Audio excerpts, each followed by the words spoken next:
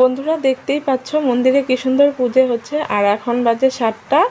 তো মন্দিরে পুজো হচ্ছে বলে ভাবলাম যে সোনা পাপাকে নিয়ে একটু ঢুকি। তো আমরা এসেছিলাম এখানেই, মানে মন্দিরের পাশেই একটা ইউএসজি করা ছিল আমার। তো ইউএসজি করাটা হয়ে গেছে। তো রিপোর্ট তো কিছুক্ষণ পর দেবে, 1-1.5 ঘন্টা বললো। তো এতক্ষণ কি করব, তাই কিছু একটু কেনাকাটা ছিল সেটা করে তো ভাবলাম মন্দিরে যেহেতু পুজো হচ্ছে এখন এই টাইমে, তো সোনা পাপাকে নিয়ে একটু ঢোকা যাক। ওরও মন্দিরে এটাই প্রথম মানে নিয়ে আসা, এর আগে নিয়ে আসেনি। ওর তো 6 মাস বয়স, ভেবেছিলাম যে একটু বড় হোক তারপর না হয় যাবো।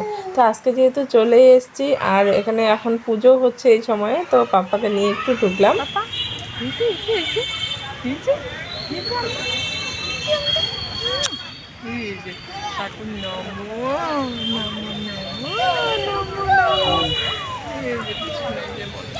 নেও, নিয়ে রাখো, আমি যাই 7টা বাজলো।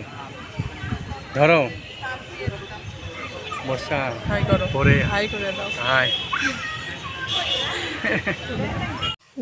আর ও আমাকে তাড়া দিচ্ছিল যে এবার চলো চলে যাই, 7টা তো বেজেই গেছে, তো এখন হয়তো রিপোর্ট দিয়ে দেবে। তো বলেছে 7টার দিকে রিপোর্টটা দিয়ে দেবে।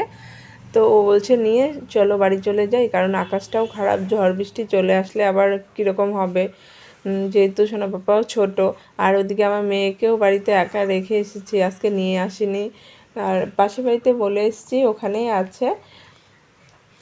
তো তাড়াতাড়ি কতক্ষণে মানে বাড়ি যাব, রিপোর্ট দেবে তারপর তো যাব। তো চলো এবার রিপোর্ট নিয়ে বাড়ি যাওয়া যাক। আর আমার কি হয়েছে সেটা না হয় তোমাদের অন্য ব্লগেই বলবো, ঠিক আছে। তো এইটা দেখো, অনেকেই কিন্তু এই মন্দিরটা চেনো, সবাই চেনো। এটা হচ্ছে কোচবিহার মদনমোহন মন্দির।